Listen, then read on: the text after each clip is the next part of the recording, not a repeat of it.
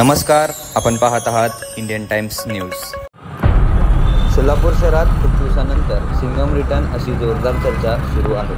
M राजकुमार यांनी सोलापुरातील entry करताच खरोखर आम जनतेला दिलासा दिलेला आहे अशी चर्चा नागरिकांमध्ये होत आहे। छत्रपती शिवाजी महाराज चौकात पूर्ण बॅनर हटवण्यात आलेले आहे।